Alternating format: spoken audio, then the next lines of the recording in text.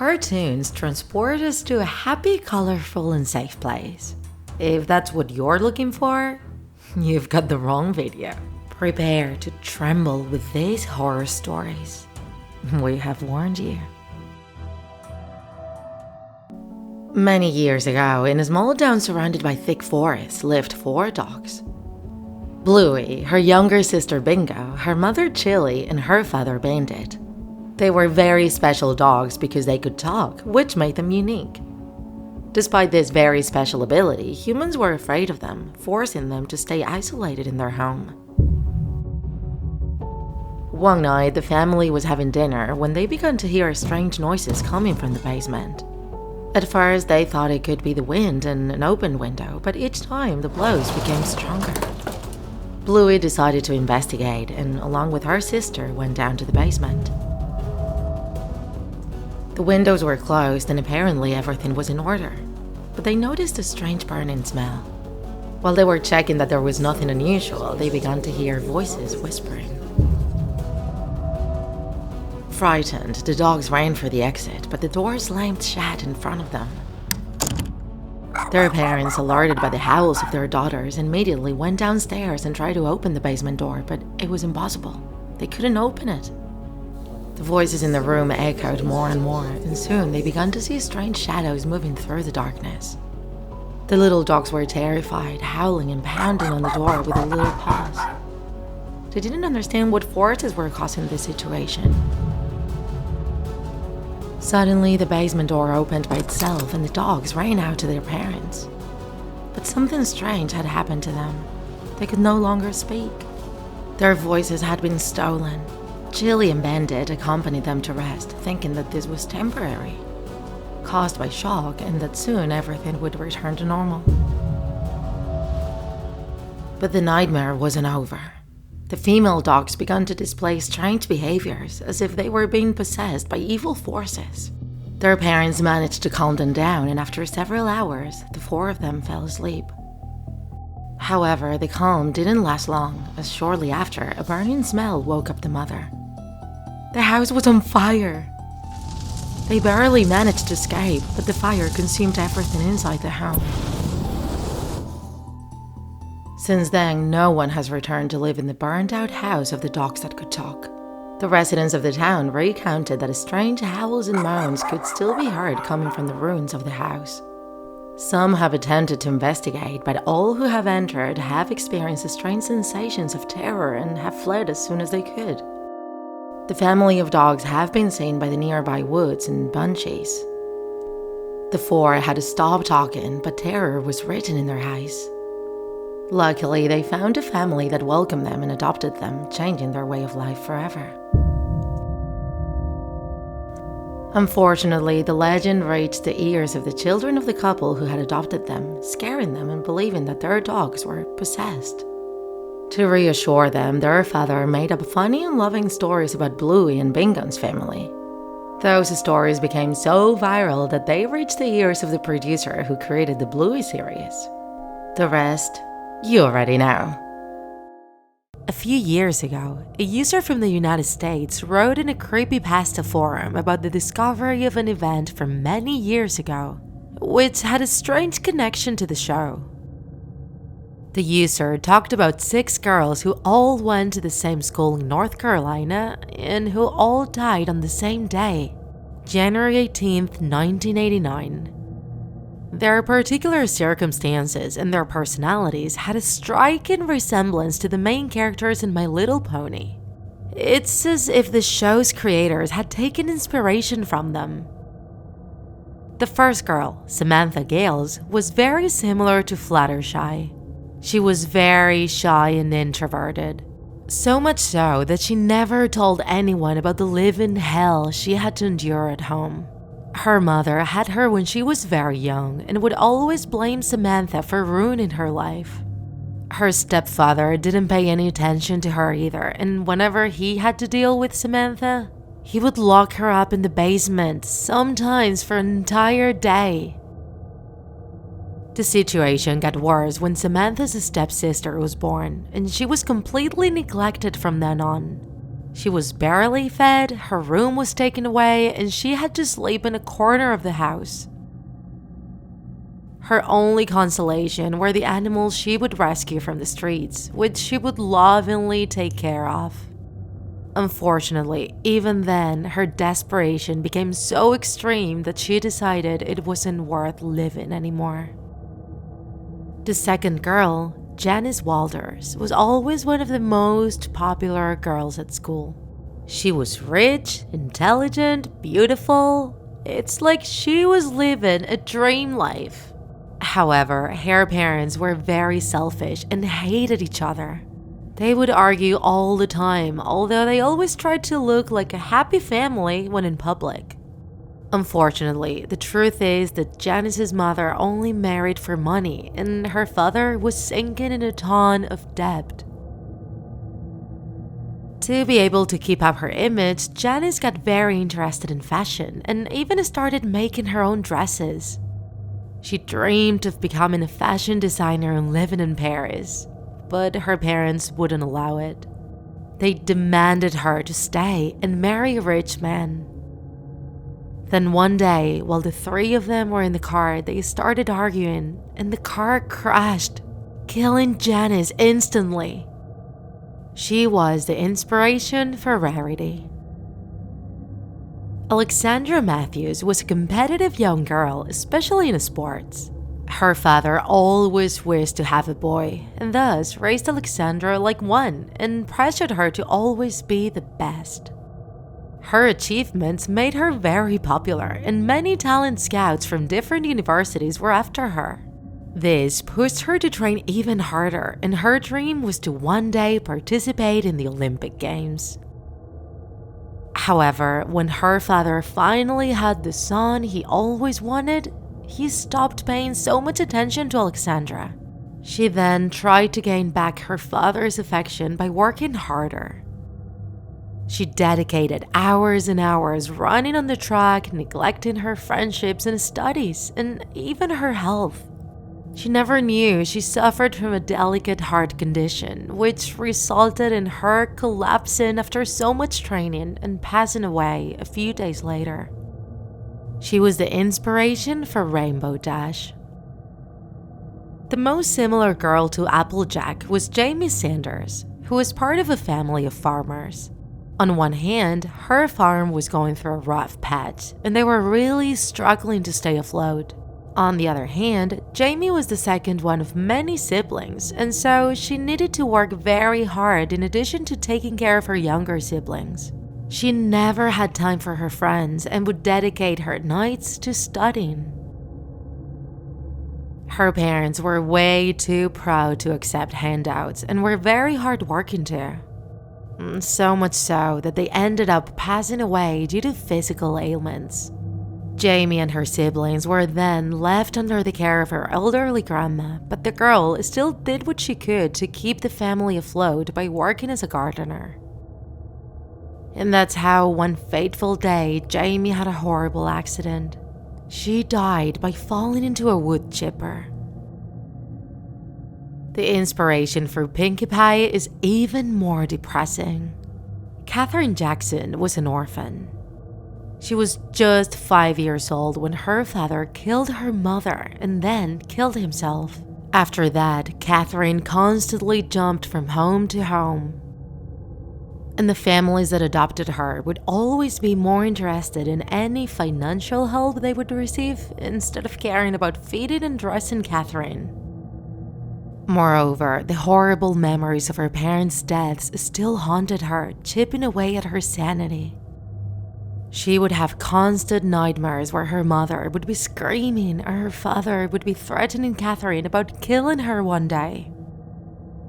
Then later on, when she started high school, Katherine started suffering from hallucinations and started behaving very strangely. Her classmates thought that maybe she was just hyperactive, and she would also spend time drawing fantasy objects. Then one day, a voice inside her head told her that she could fly, and then decided to jump from a building. And lastly, we have Cynthia Little, who was the inspiration for Twilight Sparkle. Since she was little, Cynthia was always a great student and was put in more advanced classes. And while she was successful academically, her little brother was successful in sports and athletics. Cynthia's parents would boast about how proud they felt about having not only one genius in the family, but two. And soon enough, a special academy for gifted children started becoming interested in her. Cynthia knew that was a huge opportunity. However, there were only a few spots available and she would need to pass a very tough exam. She started getting desperate and started studying so much that she neglected eating and sleeping. When the exam's day drew near, she panicked and decided to cheat. However, she was caught, her parents were horrified, and Cynthia sunk into a deep depression. Soon after, she took her own life out of sheer shame. And now, think about the main characters of the show. Fluttershy takes care of the animals she loves. Rarity is a successful designer with loving parents. Rainbow Dash is a great athlete. Applejack has a successful apple farm. Pinkie Pie is a happy and carefree party planner. And Twilight Sparkle was accepted in a prestigious magic school before moving to Ponyville. It's kind of like the creators of the show wanted to give to the tormented spirits of those poor girls all the things they wanted but couldn't get in life. This terrifying event took place on November 24th, 2005 in Disneyland, the happiest place on Earth. It was a normal day with hundreds of families in the park, and the excited yells from the kids resounded everywhere around while they posed for photos with their favorite characters. However, all of that magic swiftly disappeared when a mother appeared, nervously screaming within the crowd, calling for her small child. Her voice quickly turned from fear to desperation, calling the name of her little one over and over again. The park's security staff then showed up to help her out. They started searching the park and made an announcement through the loudspeakers. Unfortunately, they could not find the boy. Nobody had a single clue where he was. And just a few hours later, it happened again. The same nerve-wracking scenario of another woman desperately calling out for her child. And they couldn't find that kid either. 2 children disappeared on the same day. Something had to be done. Security was reinforced and guards were placed next to all the rides. They checked a lot of security footage. But there was nothing out of the ordinary. Just people buying things on the stands and employees dressed as Mickey Mouse walking with the children. Then, a guard informed the team that a boy saw one of the missing children. According to the boy, the child was abducted by Mickey Mouse. They were walking around holding hands, but the mouse was being mean to the child. The guard thought it could have been someone in costume pretending to be an employee, and asked the boy if he knew what happened to the child. Yes, Mickey Mouse ate him. He ate him and another kid. Although the guard knew he couldn't just take that boy's testimony at face value, the boy's words were still shocking to him. When he finished his shift, he went to the room where the security monitors were located and asked the guards in charge to check the security footage for employees dressed as Mickey Mouse and acting suspicious. And after a while, they finally found him. He was walking with the missing child, who seemed to be a bit scared, to the Tomorrowland ride. They went through a maintenance door and were no longer seen. The guard decided to take a look in there before going back home. He had his radio with him to notify his team in case he found something, as well as a handful of master keys. The door was almost hidden behind a few trash bins. The lock was defective, so it took him a while to open it. When he finally did it, he saw that it led to an old maintenance tunnel. The lights no longer worked, and he didn't have his lantern with him, so he had to walk blindly through the darkness. Suddenly, a puff of putrefaction left him without breath. The smell was sickening and was getting more intense the more he advanced.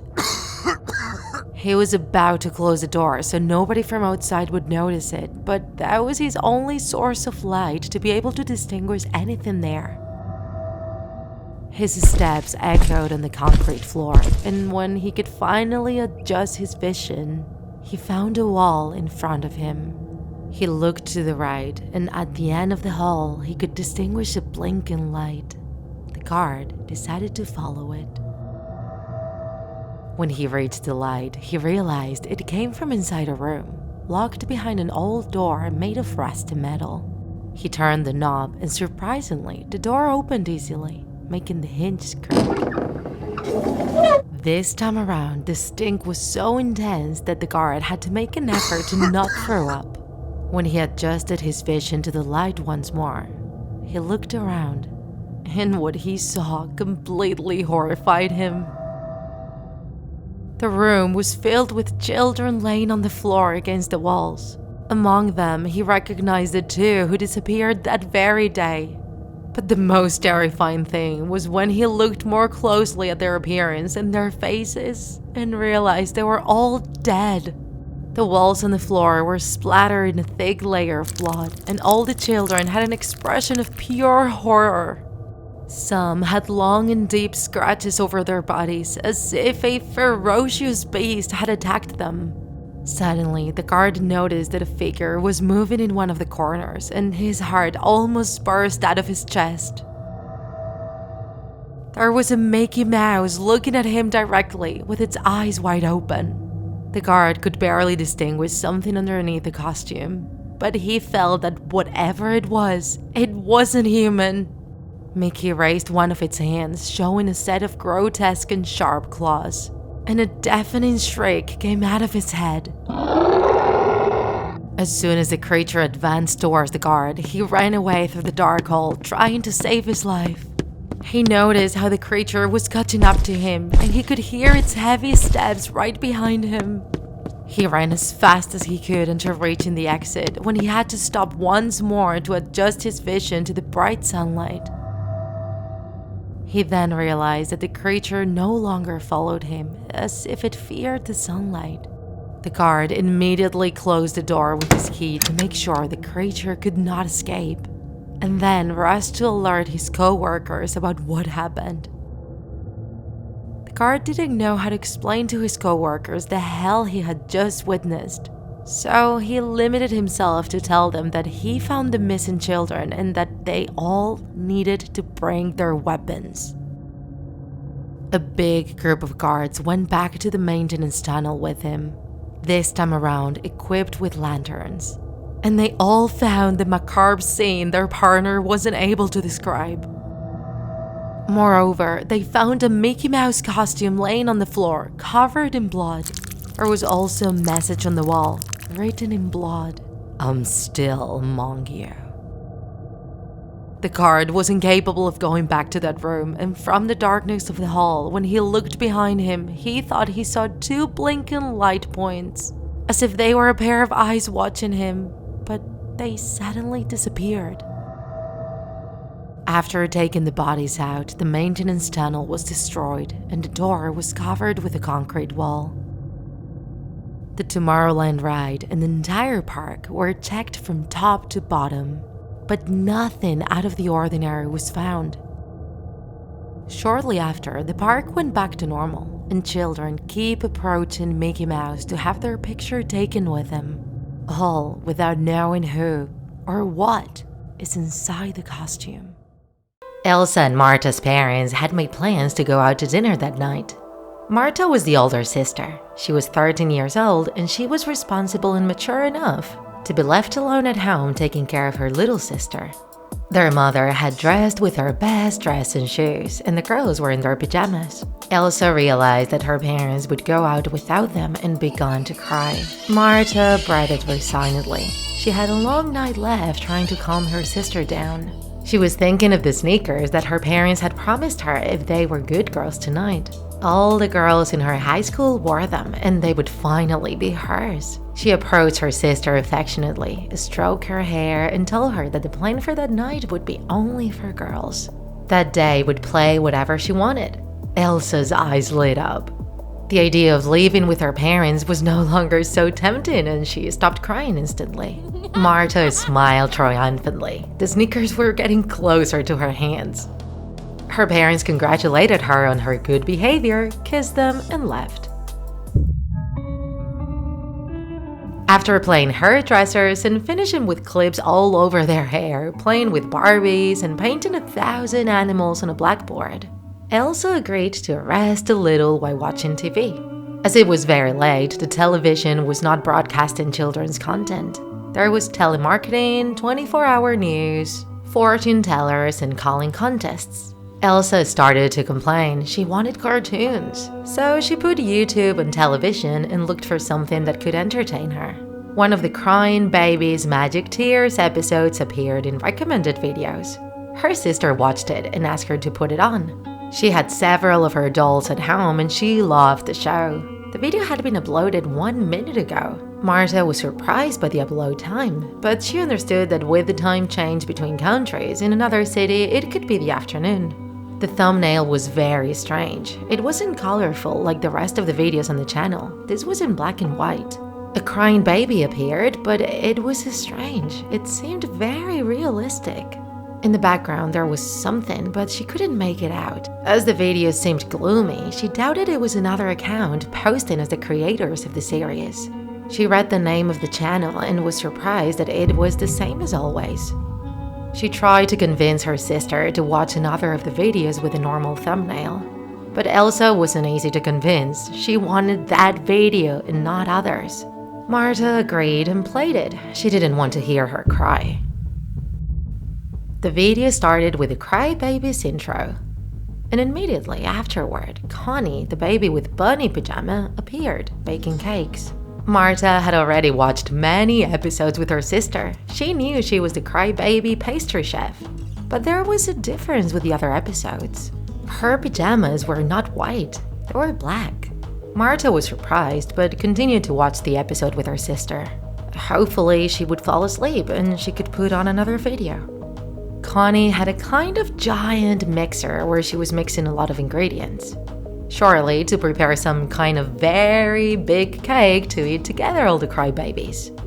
The dough she was preparing seemed to have hard pieces. It seemed that the mixer was jammed and it was not able to turn correctly. Suddenly, the house lights and the television went out in 2 seconds and they were turned on again. It must have been a voltage drop. The episode continued, but now the image seemed to have a red tint filter. Elsa seemed to be hypnotized with the episode. She didn't blink. Connie was still cooking when she lowered her head and, smiling, began to sing a song in a dark and mysterious way. Marta didn't understand what she was saying. She didn't speak in Spanish or English. More than a chant, the sound seemed like an invocation. The baby cries were heard. At last, the other characters in the series would appear. Connie kept singing that song and suddenly strange shadows appeared behind her. The image changed and the village of the babies was seen. It was completely devastated. The trees were on fire, the houses were destroyed, the pets were dead, and the babies ran from one side to the other, screaming in despair. The shadows appeared on the scene and began to catch them one by one. The babies asked the viewer for help. They looked at the camera as if they were watching. Marta started to get nervous. That episode did not seem suitable for children. Her sister would have nightmares, and not only the little one, she was also starting to freak out. She decided to change the channel, but the remote control was not responding. Maybe the batteries were dead? On stage, the only thing that remained intact was the Connie house. She was ignoring everything that was happening to the other babies. She kept cooking. Marta decided to turn off the television with the switch under the screen. She pressed it, but nothing happened. It was still on. She directly grasped the plug and pulled it. At that moment, the image was cut off and the young woman breathed in relief. Elsa started crying, asking her to watch the end of the episode. But Marta was very scared. She felt like a little girl for having been frightened by a childish series, but still, she wouldn't continue to watch it. Suddenly, the whole house began to shake. It looked like an earthquake. Elsa screamed in fear and Marta grabbed her and they got under the table. She had watched it in the movies. The room shook aggressively with the shaking. Marta hugged her sister tightly and closed her eyes, begging her parents to come back to help them. A few seconds later, the earthquake stopped, but a background noise began to be heard. Marta slowly opened her eyes and saw that the television had been turned on. It could not be possible. She had unplugged it from the power. When she looked at the screen, there was a gruesome scene. Connie was still making cakes, but limbs of the dismembered babies could be seen in the giant mixer. Their pajamas were torn and full of blood on the ground, and the shadows were chopping the parts of their bodies to turn them into mush. Marta was terrified. However, Elsa wouldn't stop jumping for joy. She clapped her hands and laughed as if she were beside herself. She seemed to be hypnotized by those cartoons. Connie raised her head from the giant mixer and stared at the camera. Her gaze was completely cold. She had dark circles and a macabre smile. Marta was desperate. She didn't understand anything. She left the living room trembling with fear and flipped the switches on the light box to cut off all power to the house. At that moment, the television and all the lights in the house were turned off. She returned to the darkened living room and called for her sister, but she didn't answer her. She took a flashlight to see something, but her sister had disappeared. She started yelling her name throughout the house, in the kitchen, in the bathroom, in the hallway. She was nowhere. Marta began to despair and scream for help. She was yelling her parents' name, begging them to come. Crying, she went to her room and lay down on her bed.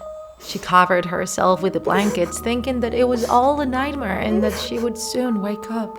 But suddenly she heard a laugh. It was coming from Elsa's room. She got up and looked inside her sister's room. There was no one. Just as she was about to leave, she saw a shadow on top of the bed. It was a Connie doll, but it had a black suit like the one from the show. Instead of plastic eyes, it looked like it had real eyes.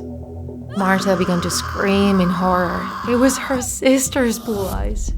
Was she going crazy? She couldn't believe that all of this was happening.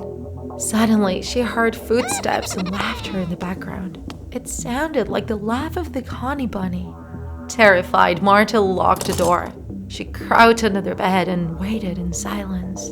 Nothing was heard anymore. Had she left? If she was still in that room, she would have no escape. She needed to get to the entrance to go outside and ask for help. Full of nerves, she turned the key and carefully studied both sides of the corridor.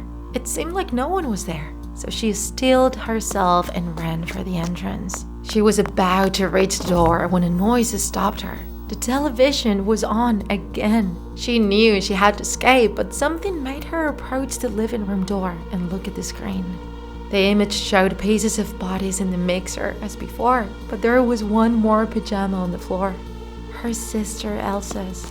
She ran to the front door, but it was closed. Where was the key? She had to escape.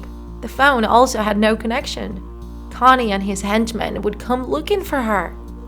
Marta screamed with all her strength, but no one came to help her. She tried to get out through the windows, but they were also blocked. Her life had been ruined in an instant. She would never see her sister again or her parents. She took a knife in the kitchen and waited.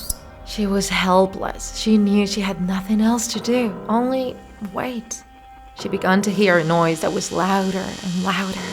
It was a giant mixer on the television. It seemed that someone had turned the volume up to max. It was a deafening sound. Marta put the flashlight and knife on the table and covered her ears tightly. And suddenly, silence returned. She snatched up her weapon again and pointed the flashlight at the door. It began to open very slowly. After that, the house went absolutely silent. When the sisters' parents arrived, they found a television with a colorful and joyous episode of the Crybabies and 2 bunny dolls with black pajamas. Welcome back, horror lovers. Surely most of you have seen the Toy Story movies, one of the most famous 3D animated movie sagas in history. In 2019, the 4th movie in the series was released, and we're not sure if a 5th one will ever be produced. The Toy Story movies have many fans around the world, and one of them was a boy named Angel. He loved the adventures of the toys so much that he memorized the dialogues of all the movies. And every time his parents would give him a gift, they knew perfectly well that the best option was to give him the figure of a Toy Story character he didn't have in his collection yet. And that's how Angel eventually completed his collection. He didn't have a lot of friends and would spend most of his day playing with his figures of Woody, Buzz, and the rest of the gang. And many times he would try going out of his room and come back expecting the toys to have moved, but he never saw anything like that. Over time, Angel grew up, became more social, and started to become interested in video games and girls. He soon realized that his room was looking way too childish for his age, and so he decided to put all of his toys in a box and store it at the bottom of his closet. A couple of weeks later, Angel's father went into his room to put his ironed clothes in the closet. And once he opened it, he saw the box filled with all the Toy Story figures, which had cost him so much money. He got really mad at his son, scolded him, and warned him that he would either display them in his room as decoration or sell them all. Nostalgia soon took over Angel, and he decided to put all his Toy Story figures on a shelf. He didn't want to let go of his happy memories with the toys. However, what he didn't know was that his toys actually had feelings, and that they were feeling very hurt. They felt betrayed after being locked up and neglected for so long, after being Angel's entertainment when he had nobody else in his life. And so, the first strange event around the toys took place that very night. While Angel was sleeping, he was jolted awake by a loud ruckus next to him. All of the toys were thrown on the floor. Woody's voice also activated by itself, and Angel couldn't stop it. His parents quickly went into the room to see what was happening and scolded Angel for making so much noise so late at night, as well as having left such a mess. They didn't know that Angel wasn't responsible. He placed all the toys back on the shelf and went back to bed. When he woke up, Angel realized that the toys weren't exactly how he had left them. For some reason, Mr. Potato Head had his arms where his eyes should be, and his eyes were thrown on the floor. Weirded out, Angel went downstairs to eat breakfast, and he heard another loud noise coming from his room. He worriedly rushed back, since it sounded like something broke. And when he opened the door, he saw Ham, his porcelain piggy bank, broken on the floor, with pieces of him scattered all over the room. Angel started getting scared. He was completely sure that the piggy bank couldn't have fallen on its own. He couldn't understand what was going on, and even though the possibility that his toys had come to life like in the movies crossed his mind, he knew that was simply insane. However, Angel didn't know he was actually right, and that the other toys had pushed Ham off the shelf, since he was the only one who opposed the revenge the other toys were scheming. Angel spent the morning at school, came back home, ate his lunch, and started studying for an important exam he had the next day.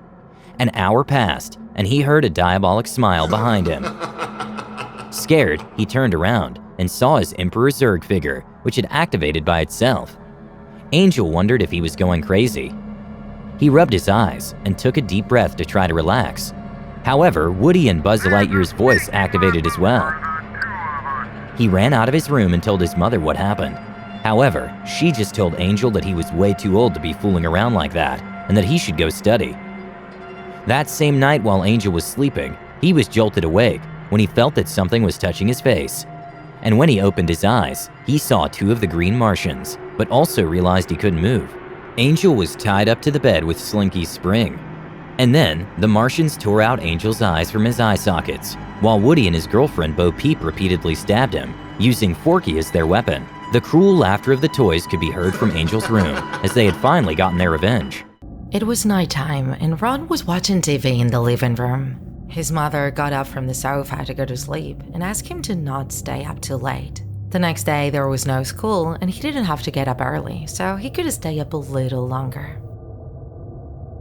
He was watching a series when he suddenly noticed that there was a box on top of the DVD player. He walked over and saw that it was the one from Monsters, Inc. When he opened it, he was surprised because someone had written with a red permanent marker the phrase, "We'll come for you when you sleep." Ron was angry. Surely it had been a prank of his cousins and they had damaged the disc. So he decided to play it to check if it was okay. When the movie started, he saw that the introduction was different. It was one of his favorite animations and he had watched it countless times, so he knew it wasn't the original movie. Intrigued, he stayed to see it. The animation began with the image of a child sleeping in his room. Soon, Sully came in to scare him with a roar. The child woke up and screamed exaggerately. Everything seemed normal until suddenly, Sully began to dismember the boy with his claws, leaving his body in pieces. In the next scene, Sully and Mike were talking about first place as professional scarers. They didn't want anyone to take their position away from them, least of all Randall, so Sully insisted his friend increase the number of scares. When it was time to work, Mike, knowing that his partner would do anything to win, obeyed and desperately tried to get many doors. With the nerves, there was a failure in the machinery and the doors didn't come.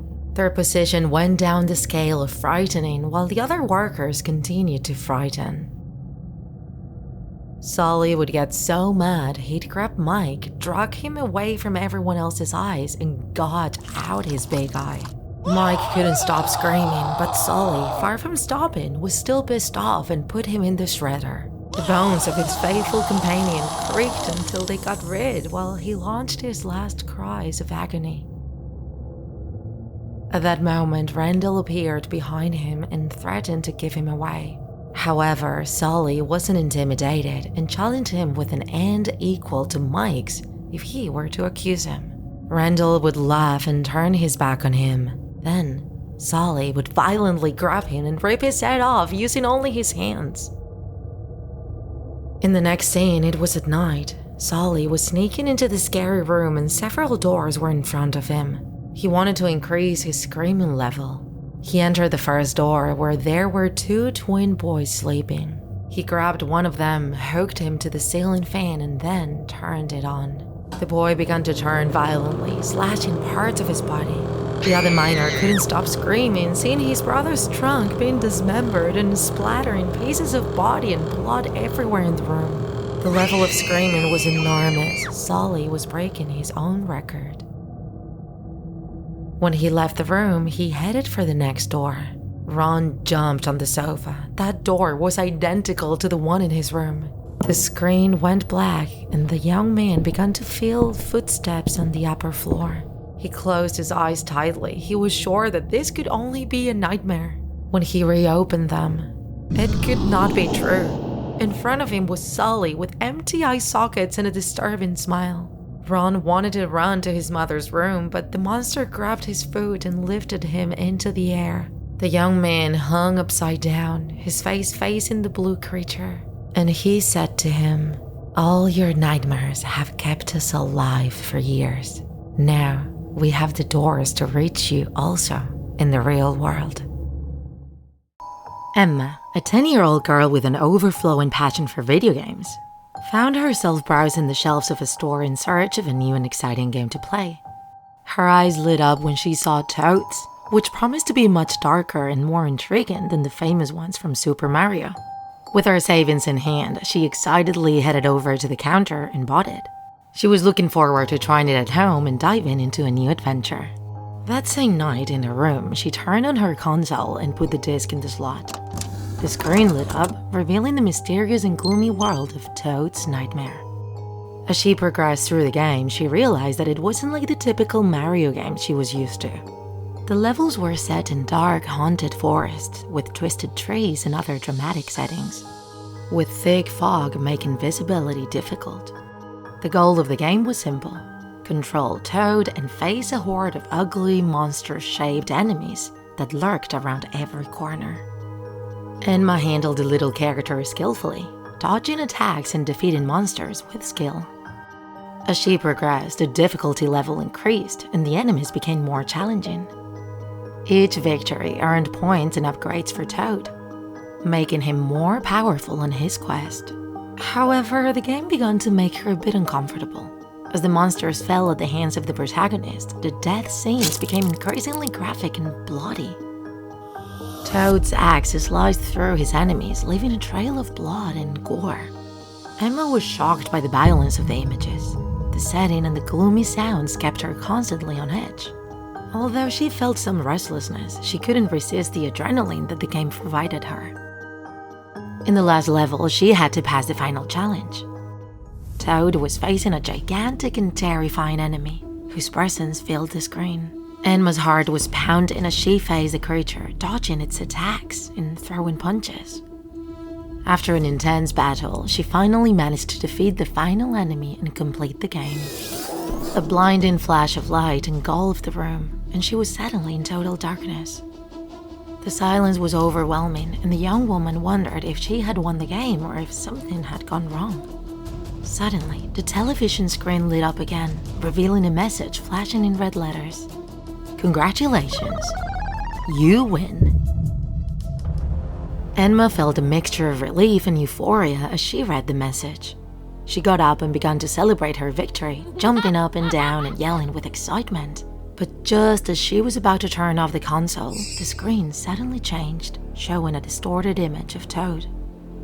The digital character withered, taking on a grotesque and menacing appearance. A chill ran down her spine, standing still and watching the horrified transformation. Toad's distorted image seemed to defy the laws of physics and stretched out into the real world as if it was trying to escape from the screen. With a shudder of fear, Emma tried to shut down the console, but her efforts were in vain. Toad's image materialized in front of her, taking physical form in the room. The character's bright, malevolent eyes stared at her, filled with an aggressiveness that couldn't be ignored. Toad picked up the axe he had used in the game and slowly advanced towards Emma. The girl backed away, desperately searching for a way out. But the room seemed to have turned into a dark, twisted maze. That's when she realized she was no longer in her room. She was inside the video game.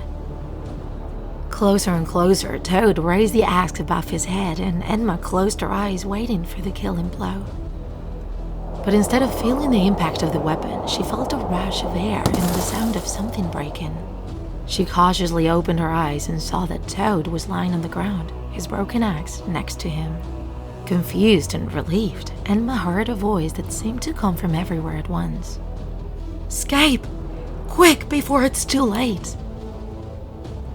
Wasting no time, Emma followed the directions and entered a dark maze in search of a way out. As she ran, she heard screams echoing around her. The enemies she had faced in the game seemed to be chasing her, but this time not to attack her, they wanted to protect her. The girl hid in the shadows, watching the monsters fight. Emma realized that they weren't the villains of the game. They were prisoners trapped in the same cycle of terror as she was. She sneaked up on one of the enemies who now seemed different. His expression was one of despair and fear, and with a trembling voice, he whispered to her, "Child, you must escape. The true enemy is the one who controls this game. He will seek you out and will have no mercy." She nodded determinedly, grateful for his warning. Something told her that she had to trust these creatures to survive. So she went farther into the labyrinth, trying to find a way out. As she advanced, the girl noticed that the paths became more and more twisted and dark. Along the way, she encountered other iconic Super Mario characters, like Koopas and Boo, who provided her with crucial information and clues to figure out how to get out of there. Suddenly, out of nowhere, a giant screen emerged. Through it, she could see a boy with a console controller looking directly at her. It looked like he was in his room playing a video game. She yelled at him and tried to get his attention to help her, but something wasn't right. That boy was staring at her, but he seemed not to hear her. He was biting his lip as he tapped the keys on his console controller over and over again. Then Emma looked at herself in the reflection of the window of a house that was next to her, and she could see that her appearance had changed. She had become one of the enemy monsters in the game. There, she understood part of what was happening. That boy, like her, was playing Toad's video game, and he moved his character trying to kill all the enemies he found on his way to reach the goal and win. But now she was one of those bad guys in the game, and they would try to end her life. The boy who was watching her from his room made Toad walk, the same character that she herself had controlled, and who had now become a much more violent and aggressive version. Moved by the player's will in the real world, Toad was determined to kill Enma and prevent her escape. The young woman began to run, but he tirelessly pursued her, with a ferocity that didn't match his adorable appearance. The girl was exhausted and was afraid that she wouldn't be able to escape a tragic fate. Suddenly, her breathing became agitated when she realized that she had taken a dead-end path. She was trapped. Toad smiled and advanced slowly and menacingly towards her.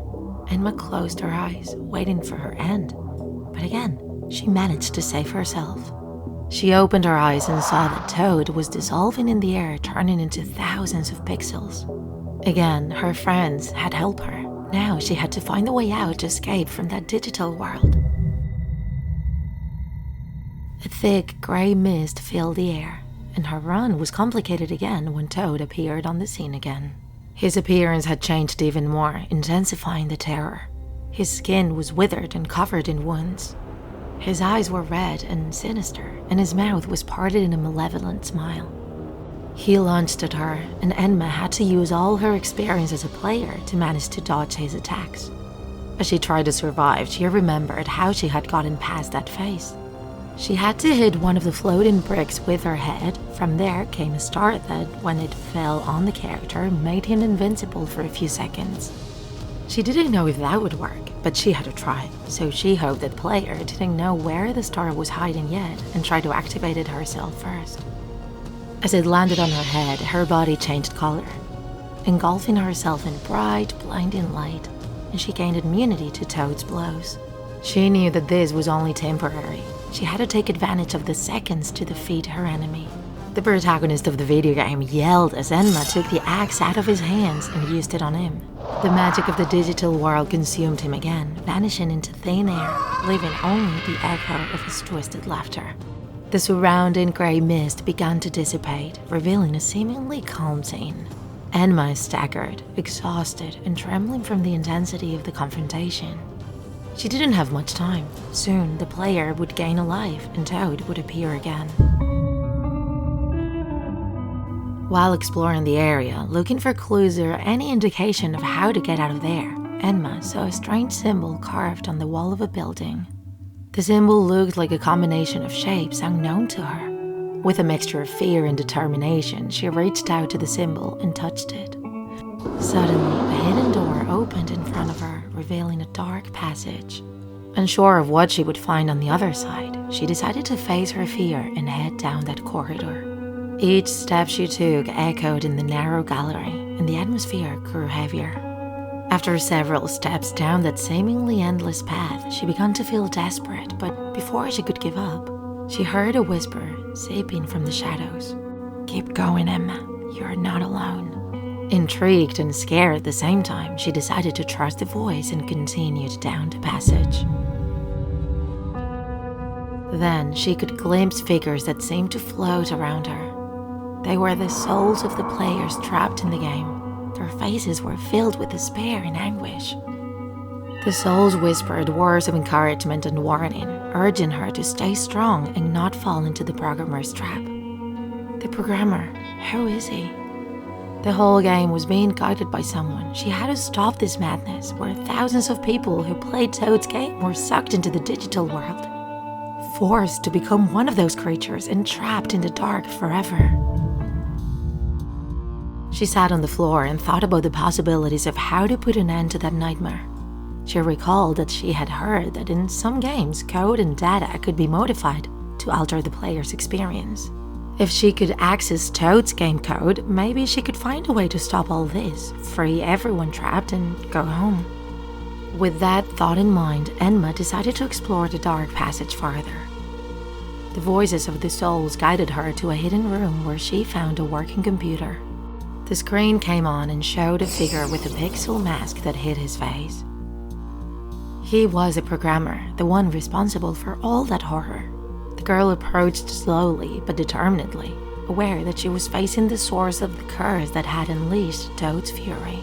In a shaky voice, she pleaded with the programmer to end the game and release everyone trapped in his digital nightmare. However, instead of considering it and feeling compassion, the programmer laughed and, in a distorted voice, sneered. "You're now in my domain, and no one can escape from my creation." Emma felt a chill, but she wasn't going to give up.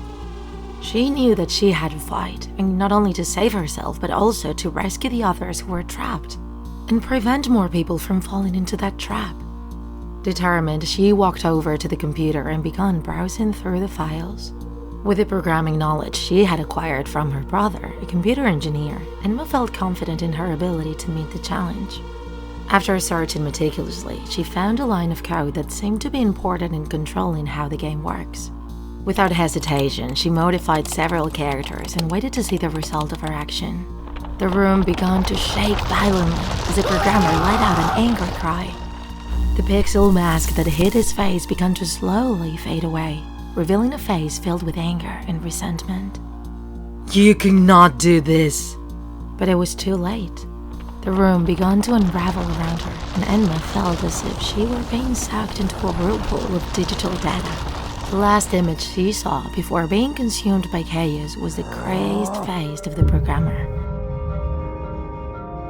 When Emma finally regained consciousness, she found herself in her room, surrounded by the familiarity of her personal items. Toad's console and game rested on the floor, as if nothing had happened. She got up slowly from the bed, her mind full of doubts and questions. She looked around, making sure everything was in order. The room seemed the same as always, but a strange feeling lingered inside. Maybe none of that had happened. It had been a horrible nightmare. Toad's nightmare, just like the title of the video game. Relieved, she left her room and went to the kitchen to get a glass of water. For just a dream, it had been very realistic. She had woken up with a very tired and sweaty body, as if she had truly been involved in a battle. She walked through her house with the light off, so as not to wake her family, and just as she entered the kitchen, she touched the switch to turn on the light bulb. She couldn't believe what her eyes were seeing. Several of the game's monsters rested on furniture in her own home. On the table, on the floor, inside the dishwasher, in the fridge. Emma was petrified at the scene before her. Was she still dreaming? Or had this really happened? If it hadn't been her imagination, the situation was terrible. The digital world had entered the real world. And that only meant one thing. Toad could have escaped from the video game and found a way to the real world. Emma realized that she had to prepare for a new battle, this time on her own territory. You all know Ursula, one of the most evil villains in animated movies. But has she always been like that? We can't wait to see the new live action of the movie The Little Mermaid. And while we wait for its premiere, we will tell you about the origin of Ursula. We hope you enjoy it. Many years ago, at the bottom of the ocean, in one of the oldest and most revered underwater cities, Ursula was born. Her mother was a respected sorceress in their community, and from an early age, the little girl showed great interest in the art of magic. As she grew older, she stood out as one of the best wizarding students in her class, and was acclaimed for her skills and wit. For many teachers, she was talented enough to become a future leader. At the same time, the young woman began to realize the gap between the powerful and the weak in her society. The wizarding community was ruled by a small group of powerful sorcerers and witches, who used their power to keep others in submission. As she got older, Ursula began to challenge the status quo and stand up to the leaders. In her view, power and wealth were being monopolized by a privileged few, while many more suffered in poverty and abuse. She fought for equality and justice, but her actions put her at odds with the leaders who saw her as a threat to uphold the system. The tensions caused the bosses to do everything possible to eliminate the problems with her. Unknowingly, she was falsely accused of a crime she didn't commit and sentenced to banishment from the community. The young woman was forced to leave and began to live alone in a dark and lonely cave. There, she met Flotsam and Jetsam, the two moray eels with one bright eye, who became her only company. She used her time in exile to train and develop new skills. But as her powers grew, so did her thirst for revenge against those who had banished her and wronged her, leading her to come back and destroy everyone who got in her way. Ursula became the ruler of the ocean, but her reign was one of terror and oppression. All the sea creatures feared and hated her, but no one dared to challenge her, as her magical strength was unmatched. It was then that a prince, Trident, decided to put an end to that situation. He was young and inexperienced, but he possessed bravery, courage, and love for all the citizens of the kingdom. His father gave him something that belonged to him, a trident. Trident still didn't know how he would use it, but as he grabbed it between his fingers, he felt that this trident was already part of him. With the help of loyal followers, Trident assembled an army and faced Ursula in an epic battle that lasted for days. Despite her great power and abilities, the Sea Witch was ultimately defeated. Trident became the new king of the Underwater Kingdom, promising a new era of peace and justice for all its inhabitants. And despite her evil actions, he spared Ursula's life, but he forced her to get away from there forever. After being banished from the kingdom, she swore revenge against Trident and his family. For years, she was planning her return and how she would take control of the Underwater Kingdom. The rest of the story, you already know. We've analyzed many shows and movies in this channel trying to find the truth behind their sweet and inoffensive facade. And to be honest, we never get tired of it. Today, we've discovered the truth hidden behind the Disney movie Lilo and Stitch. This movie premiered in 2002, but it's a beloved classic even to this day, and the proof of that are the many creepy stories we've found about it around the internet. Among all of them, one in particular really caught our attention. Do you want to hear it? As many of you may know, in this movie, Lilo is a little Hawaiian girl who feels very lonely. She only has her older sister Nanny, who works very hard to take care of her and hold her family together. So they decide to adopt a pretty strange dog. They think that doing so will help little Lilo stop feeling so lonely. The pet ultimately ends up being the product of an alien experiment. Stitch, which is the name Lilo gave him, escaped from his home planet and landed on Earth by accident. Lilo is a very kind and loving girl who ends up winning over the heart of her strange pet, and they both form something that they didn't have before: a loving home. This story has touched the hearts of many people TikTakers. But as we like to do, we'll be ruining the party a little bit by telling you the truth behind this sweet tale. According to the theories we found on the internet, it is likely that Stitch actually has ulterior motives. He accepts Lilo's affections and pretends to love her only to gradually earn her trust and then take action. 13 days after the adoption, Stitch basically became Lilo's ideal companion. He would go everywhere with her, they would play together, and would share a lot of love with each other. However, after those days of joy were over, everything changed. One night, Stitch transformed into a completely different creature. He went from a small, canine-looking alien to a huge monster with dark fur and 3 heads. In his new form, Stitch went looking for the 2 sisters. Something horrible was about to happen. Lilo's sister, Nanny, was in such a deep sleep that when the monster got into her room, she didn't notice at all. Thus, she couldn't react when Stitch went in for the kill. The monster crushed her throat with his claws as he also suffocated her with her own pillow. And thus, barely making any noise, Stitch had his first victim. However, Lilo was a light sleeper, and the sound of the steps through the house hall jolted her awake. She got out of bed and opened her bedroom's door to see what was happening. And in that moment, she saw a strange creature in the middle of the hall, looking at her with an expression of pure fury. And the worst part? That creature was dragging her sister's dead body behind him. Nanny's pajama was soaked in blood. It seems the monster didn't have enough just killing her. On Nanny's neck, Lilo could also see what seemed to be claw marks. At first, the little one was petrified in horror, but she soon reacted and her mind started racing about what to do. She decided to rush back to her bedroom.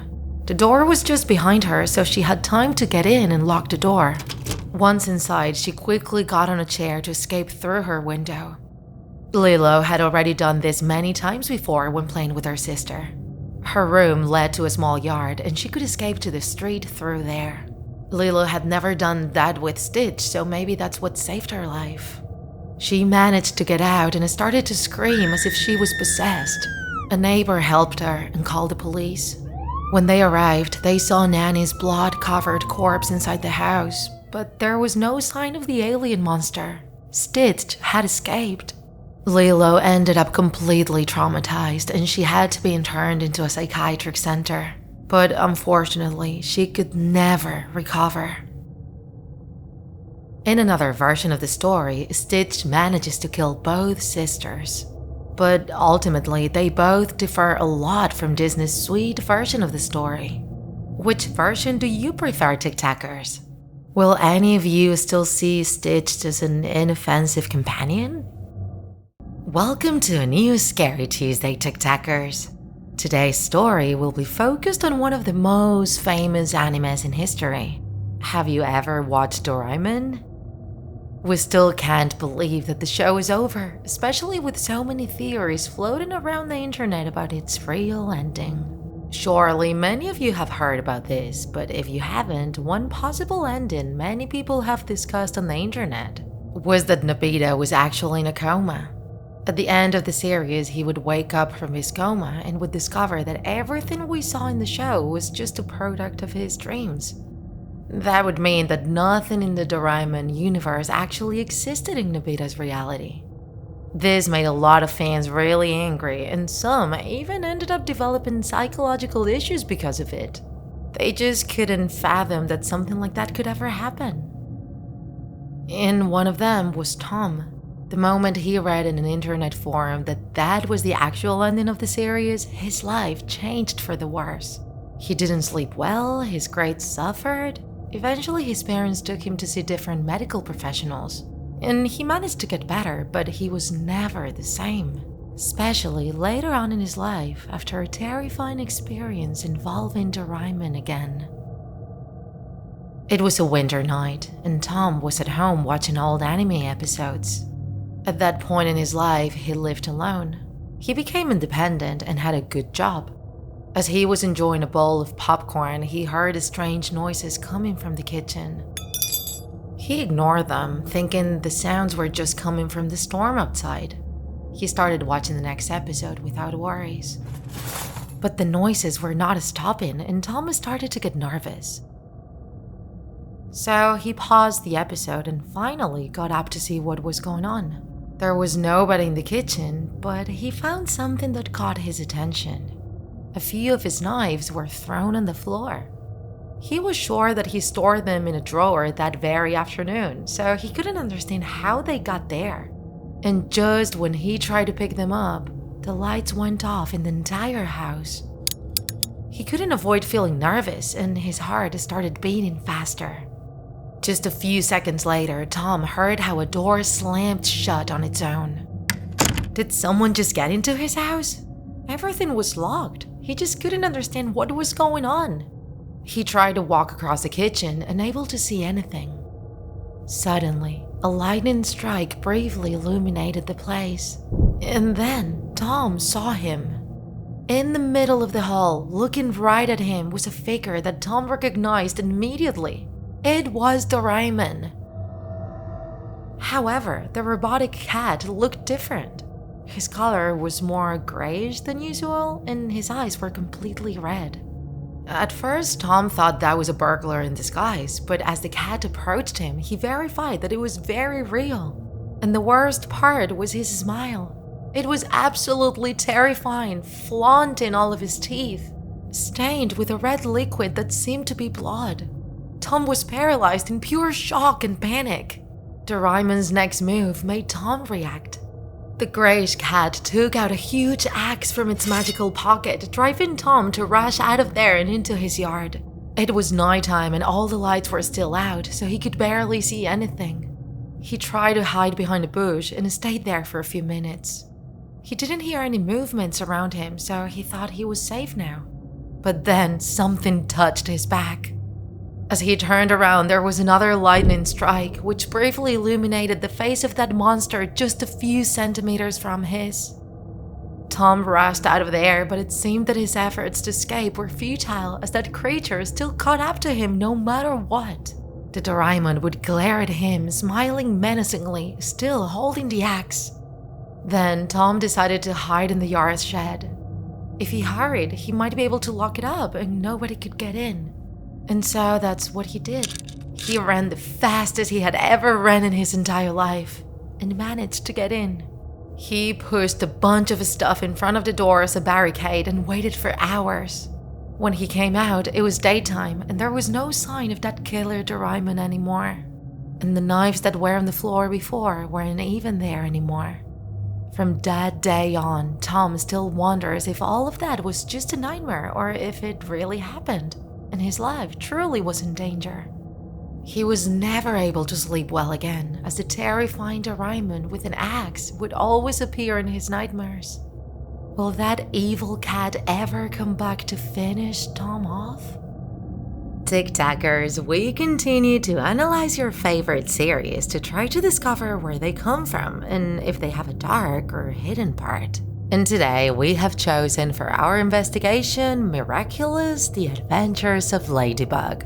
This series was created by Thomas Astruc and produced by Jeremy Zag. We don't know if it actually had a terrifying background, but as you all know, the lovers of the network love to create alternative versions and give a touch of terror to everything that seems innocent and good. Therefore, today we tell you how we and several internet users believe that Ladybug and Cat Noir appeared. Marinette was a 12-year-old girl who lived with her parents in an area of the West Coast. There, she was very happy. She had many friends and enjoyed her free time writing and watching movies. She particularly loved superheroes movies. She was so obsessed with them that in her notebook she was creating stories about special people with superpowers. Without knowing it, at the age of 11, she was already a fantasy script writer. But her life changed when her parents decided to move to another city. Her mother had a job offer that she could not refuse, so she was forced to say goodbye to her friends, her neighborhood, and everything she knew up to that point. They moved east, where they rented a small country house. Despite her sadness, Marinette was curious and needed to keep exploring. Of course, she had taken her notebook and her movies, so her superheroes were always with her. And in her search for entertainment, she found the basement of the house. It was an area full of boxes and dust. It seemed like the former owners had not completely emptied it. She spent a long time browsing until she saw something that left her completely impressed. It was a very old book, and on the cover you could read, "How to Get Your Own Superpowers." She did not hesitate for a single second. She grabbed the book and carried it to her room. There, without waiting any longer, she devoured about 20 pages at once. She left it when her mother asked her to come down for dinner. When she finished, she was so tired that she went straight to bed. But there was something that was bothering her and kept her from falling asleep at all. She heard a kind of groan as if a baby was crying in the distance. She got up and tried to sharpen her hearing, but couldn't tell where the sound was coming from. She convinced herself that it was a close neighbor and fell asleep. The next day, she asked her parents if they had heard the same thing, but they said no. Without further ado, she went on with her life. A week later, when she had already read more than half of the book, history repeated itself. But this time, the sound seemed to be much closer. She couldn't stop listening to it and had the feeling that someone was in danger. So she ran to wake up her parents, but they did not hear anything. They told her it was the product of her imagination and asked her to go back to bed. History repeated itself in subsequent nights. Things got so bad that her parents ended up taking her to the doctor. He diagnosed her with a mental illness and placed her in a sanatorium. But she wasn't crazy, and she wanted someone to listen to her. She tried to escape several times and took refuge in her adventure notebooks, but when she wasn't allowed to write, she completely collapsed. So, in an oversight by the guards, she jumped off an 8th floor. Incredible as it may seem, she managed to survive, even though only her heart was beating. She was in a coma, and in that state, she entered a parallel world. She met another person, Adrian, who had the same dreams and aspirations. And just like her, he had tried to end everything, but he hadn't succeeded. They were hospital mates and had managed to connect their minds. Together, they dreamed of being two great superheroes. They were Ladybug and Cat Noir. Thomas was a fan of the cartoon series Dora the Explorer. As the series was educational, his parents showed him an episode every day, and although the little boy was already 9 years old, it seemed a good option for him to be entertained. Especially much better than other cartoons that other children of his age watched, with obscene vocabulary and loaded with scenes of violence. Dora's drawings, however, were quite the opposite. The little girl, with her friend Boots, goes on a different journey in each episode. She always has to look for something she has lost or go on a mission. This series has a formula similar to that of an interactive computer game, where the protagonist asks the viewers to help her with the solution. Although Thomas was still little, the format of the series was quite childish for his age. It was unusual for a 9-year-old to yell at the television every time Dora asked a question. But he didn't have any children near his house, and he considered Dora and the other characters to be his friends. He and his parents lived on the outskirts of the city in a very sparsely populated area. He only socialized with other kids in the mornings at school, but he spent his afternoons playing alone. As time went on, Thomas began to talk alone in his room. His mother became concerned and wondered if they should take him to some kind of after-school activity in the city so he could play with more children. For them, it was a complicated situation. At home lived Thomas, his parents, and his grandmother on his mother's side. They were far away from the city. Both father and mother worked in the fields, and in their absence, the child was left under the supervision of his grandmother, who was quite old. They hardly ever used a car, as Thomas went to school every day by school bus. For them, going to the city center several afternoons a week would mean that one of the parents would have to give up their job and they would be in danger of making ends meet. One night, the mother discussed with her husband the option of leaving the camp herself a couple of afternoons a week and thus improve her son's socialization. But he replied that there was nothing to worry about. With a big smile, he told him that all children had imaginary friends at one time or another, and that although Thomas didn't play with anyone in the afternoons, he played with them every morning and that it wouldn't change the way he was. He also pointed out that Thomas played and enjoyed himself much more than city children, who, after all, spent all their afternoons with consoles and computers. His son enjoyed nature and animals. He assured her that there was nothing out of the ordinary. Now calmer, the woman decided to go to Thomas' room to kiss him goodnight. But to her surprise, she found him standing there, staring at himself in the mirror. His face was unhinged, his eyes seemed to pop out of their sockets, and he was making slow hand signals. Frightened, she went up to him and tapped him on the shoulder. "Thomas, what are you doing with your face? Are you alright, my son?" The boy turned and blinked slowly several times. After a few seconds, he replied to his mother that he was perfectly fine. "And who were you talking to? Do you have a little friend?" she asked him. "Not a he. She is a little friend. My friend Dora," Thomas answered with a smile so big that it seemed fake. The mother looked around to see if there was anyone else in the room. Her son looked very strange. "Dora? Is that your imaginary friend, dear?" she asked with chills running through her body. The boy got angry and told her that she was not imaginary. His friend really existed. His mother thought that the little boy had created a friend with the appearance of the cartoons he liked so much. She hugged him and kissed him on the forehead. She accompanied him to his bed and waited with him until he fell fast asleep. The mother told her husband what had happened and insisted that they had to do something. She thought the little boy was very lonely. He played it down and reassured her that these were completely normal stages for children. As soon as she normalized the situation and stopped worrying, the child would gradually let go of his imaginary friendships. The next day, while they were sitting at the table to eat, the mother brought up the subject of Dora. "Thomas, where does your friend Dora live?" Thomas looked up from his plate and replied that she lived in Mirrors. She decided to play along and started naming other characters from the series, such as Boots, Backpack, or Map. She wanted to treat the subject normally as her husband had recommended. However, her son explained that he was only talking to Dora. The mother continued to eat until the little boy said, "She knows you." The mother frowned and smiled, but her face changed instantly when the boy continued. "Yes, she told me she saw you yesterday when you were taking a bath." Thomas' mother had taken a relaxing bath when he was already asleep. She tried to convince herself that it might have been a coincidence that she had said that. Although her daily routine was to take quick showers, it wasn't so unusual for someone to take a bath in the night either. Maybe even the boy woke up and heard the sounds of the water and mixed it with his dreams. The woman paid much more attention to her son's behavior in the days that followed.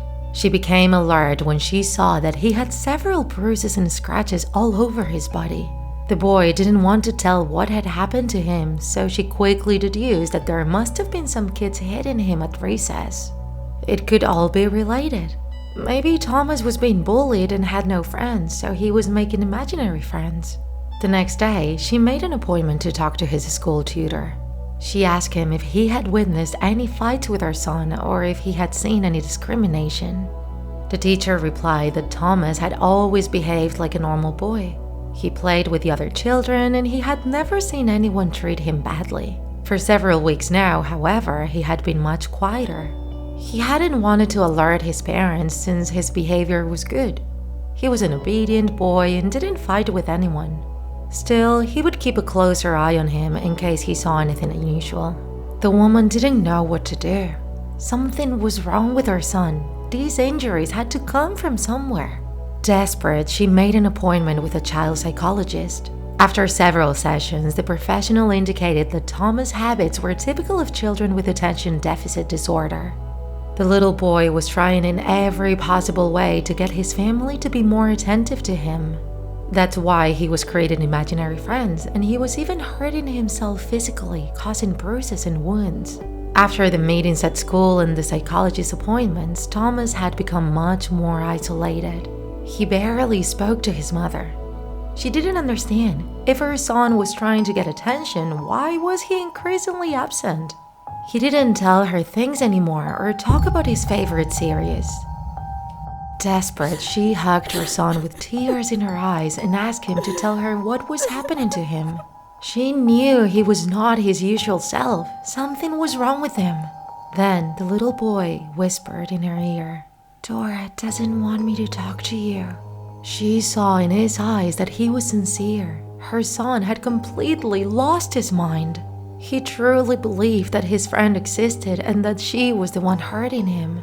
"Don't worry, my son. When Dora comes, you scream and I'll get it over with." He put her little boy to bed and she did the same.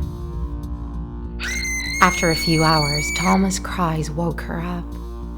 "Mom, Dora is here!" Startled, she ran into the room and seeing nothing, locked the door, leaving her son inside. He screamed for her to open the door, but she knew he had to face his fears. From watching the Dora the Explorer cartoons, her son lived the fantasy of being inside the series. He had to see with his own eyes that there was no one there and stop calling attention to himself with lies. Thomas kept banging on the door as he screamed and cried. He said that Dora knew he had told her and that she would hurt him. The woman stood firm on the other side of the door, and after 30 minutes of screaming and banging, it was quiet. She thought he must have finally fallen asleep after all that kicking and screaming. She opened the door, and what she saw shocked her. The room was a river of blood. Her son was completely dismembered. His hands had no fingernails, his tongue was lying on the floor, he had no eyes or teeth. It looked as if he had been brutally beaten with a hammer. The woman was speechless, unable even to scream. She began to tremble and her legs lost the strength to stand. She turned to the mirror and realized that there was something different, a figure. She crawled closer, dragging her body through her son's spilled blood until she could see it perfectly. It was the face of Dora the Explorer, but it was not the same Dora from the animated series. Her eyes were red, as if blood was flowing from them, and they were staring at her. She had a disfigured and defiant smile. Thomas' mother died at that instant of a heart attack. The father went completely mad, but not only because his family had died in strange and terrible circumstances, but because days later he began to see in the rearview mirror of his car the diabolical face of the Girl Scout staring at him. In 1974, Disney World had a theme park on a private island called Treasure Island, which was renamed Discovery Island 2 years later. This park focused on birds and wildlife. The corporation's cruise ship stopped at the resort, dropping off tourists to relax in nature. This is a real fact. You can look it up on the net. Disney spent several $1 million to create this place, but in 1999, it was closed and abandoned. A great controversy was created about the reason why they finally left this island. The waters, the workers, etc. were blamed, but the most surprising thing is that the real reasons remain a mystery, and Christopher Howard Wolf threw his version online. Near the seaside town of Emerald Isle, in North Carolina, Disney began another mega build, Mowgli's Palace, in the late 1990s. It was to be a The Jungle Book themed palace. Disney bought a lot of land at millionaire prices for the project. Several scandals were created with the sale of these properties, because persons claimed that the local government expropriated several of the land and then sold it to Disney. It was even said that the government expropriated a house that had barely been finished to offer it to the millionaire client. The official version was that those lands taken by the government were supposedly for the construction of a highway. However, people who knew what was really going on started calling it Mickey Mouse Highway, with the intention of convincing all the neighbors of how lucrative that project would be for everyone. A group of Disney executives organized meetings around the city. They were shown the gigantic palace they were going to build surrounded by jungle. However, people didn't agree. Likewise, Disney obtained ownership of those lands. Several houses were razed, but nobody could do anything to prevent it. Local television and newspapers were against the mega construction, but after various connections between the Disney Group and the media, the opinions of the press changed their opinion. Finally, Mowgli's Palace was built. The complex even had guests. Surrounding communities were inundated with tourists and traffic, and shortly after, everything stopped working. Disney closed the palace without explanation. The neighbors were happy as they had managed to stop the usual nuisance associated with the influx of tourists. All those people were against that place from the beginning, so for them, it was a loss for Disney and a win for them. Years passed, and Ben had never thought of Mowgli's Palace again. It had been closed for more than a decade. He lived a 4-hour drive from Emerald Isle, so when all the fuss happened, he only had heard rumors. He hadn't learned anything personally. He found a blog from someone who had explored Discovery Island. Everything they had found, completely destroyed and abandoned, was detailed there. Many of the walls had been torn down and defaced, probably by former employees disgruntled at having lost their jobs. That blog encouraged Ben to explore the surroundings of Mowgli's Palace.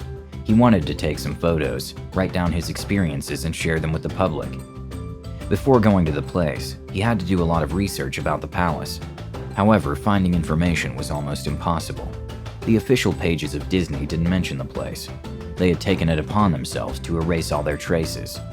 What also seemed strange to him was that no one had ever thought to write a blog about this place before, or even post a photo, as they had done with Discovery Island. None of the local television channels or written press kept material on the place, although for him it was something expected, since the media had been manipulated by Disney. Ultimately, all he got to guide him was an old map he'd received in the 90s, a promotional item sent to people who had recently been to Disney World. Thanks to the old brochure, he arrived at a place with lush vegetation. The area had been invaded by tropical plants that grew out of control, mixed with the flora of the place. When he reached the main gates, his jaw dropped. They were huge wooden doors, which were in terrible condition. They were pierced in several places by woodpeckers and eaten away at the base by rodents. Hanging on the door was a sheet of metal, which read "Abandoned by Disney." That sign looked like the work of some resident or former employee who had wanted to make a small protest. Ben took his camera out of his backpack and with the map in hand began his expedition. The interior gardens of the place were as overflowing with vegetation as the entrance. All that remained of the open-air structures was totally broken, rubble and devastated. In the gardens, he stopped to photograph a statue of Bluey, the bear from the movie The Jungle Book.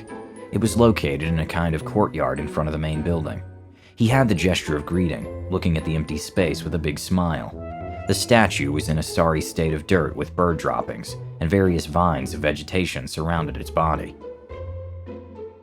Ben approached the palace, looking at its graffiti-covered outer walls. The doors had been ripped off, so he was able to get in without a problem. Inside, he found statues, walls with decorations from the film, and various cardboard, blankets, and food scraps. Probably that place was for years the home of various vagabonds. He continued walking through the interior and was photographing each space that seemed interesting to him. He entered a large kitchen with a giant freezer. Of course, it wasn't cold. It had rows and rows of empty shelf space. There were hooks on the ceiling, which were probably for hanging cuts of meat. After standing there for a while, he realized that they were swaying. Each hook swung in a random direction. His movements were so small and slow that it was almost impossible to perceive them. Ben guessed they were caused by his own footsteps and vibration, so he stopped one of them by grabbing it with his hands. Then he let go, but seconds later the hook began to move again. He ignored it and continued on his way. The bathrooms were in the same state as the rest of the place. Someone had smashed each of the toilets, and around them there was 1.5 inches of brown, smelly, stagnant water on the floor. The most curious thing was that the toilets and sinks leaked. It seemed very strange to him that they hadn't left the water sources completely closed. Ben continued through the rooms. They were similarly destroyed. In one of them, he thought there must be an old radio because he heard a faint conversation. He didn't find anything, so he assumed it might have been the sound of pipes. He felt ridiculous thinking that there could be someone there, but soon he remembered the cardboard and leftover food from the entrance. There could be vagabonds who had taken refuge in that place, and if they felt threatened, they could harm him. So he decided to return to the main gate of the palace. He was disappointed. He hadn't found valuable and interesting material, and he felt that he had gone in vain.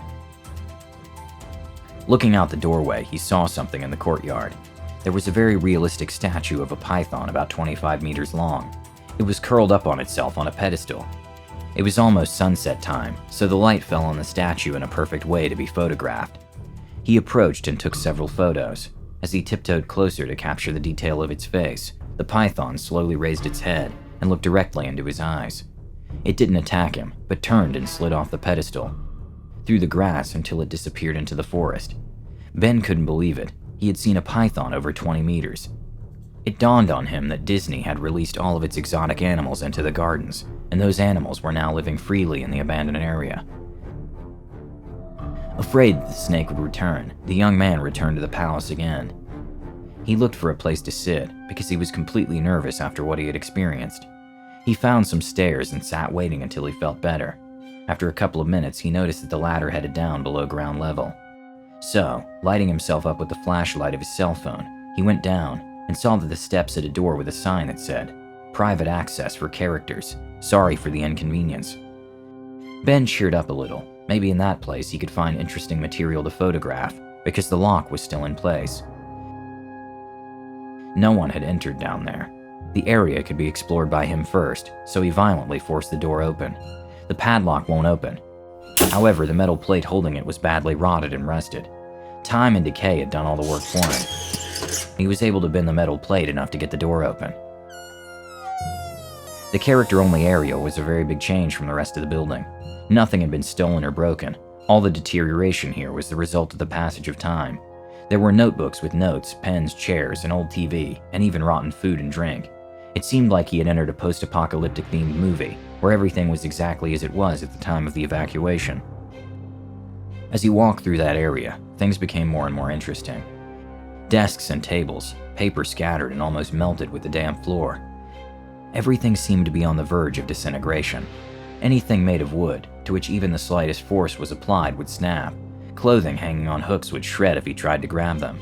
The area was much larger than he thought at first. It had several corridors. After glancing over, he came to a door with black and yellow stripes that read, "Character Preparation." He wanted to go in, but the door was closed.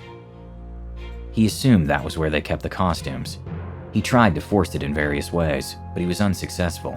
So he gave up and walked away. It was then that he heard a faint click, and the door swung open slowly with a creak. He entered, lighting the floor with his mobile, and suddenly a strong electrical buzz startled him. Strings of lights flashed on the ceiling intermittently. He had to cover his eyes until he managed to adjust to this level of light, which was just getting brighter and brighter. It seemed as if the bulbs would burst at any moment from the amount of illumination they were emitting, but suddenly, the lights dimmed and stabilized. In the room, there were many costumes of Disney characters. They hung on the walls like corpses. The image was quite shocking.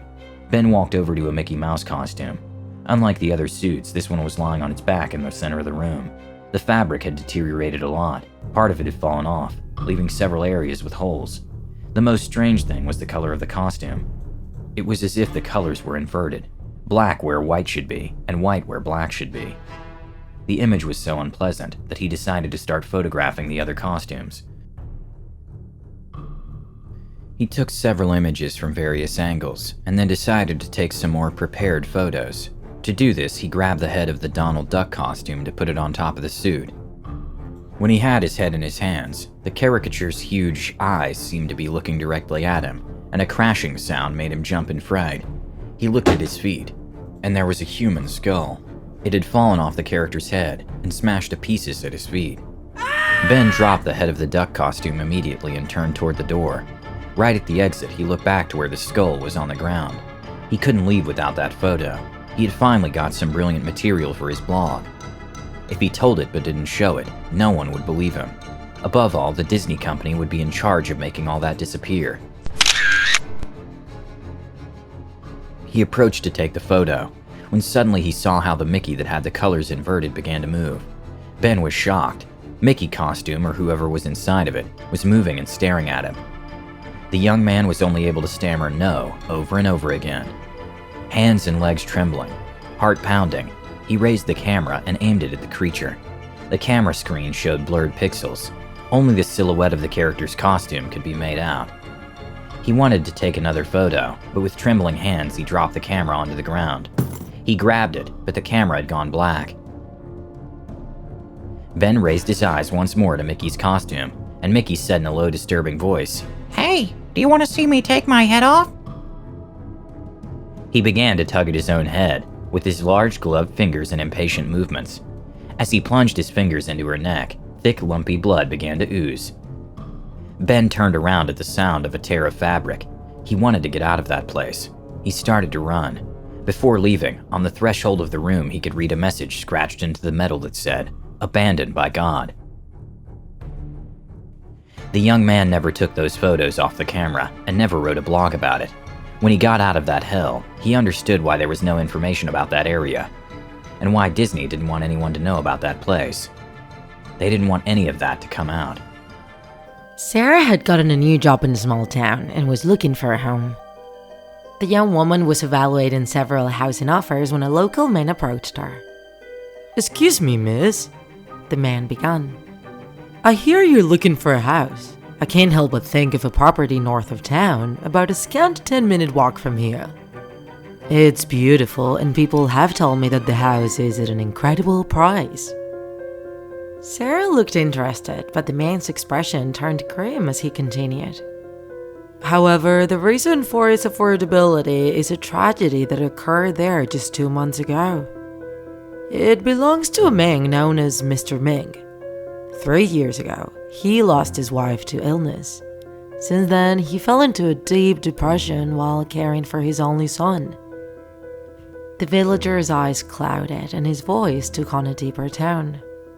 They say that misfortune broke out when Mr. Ming's son took a bracelet that had belonged to his deceased mother. The father found out and, upon returning home, locked his son in the bathroom and brutally hit his arm with a hammer, the same arm where he carried the jewel.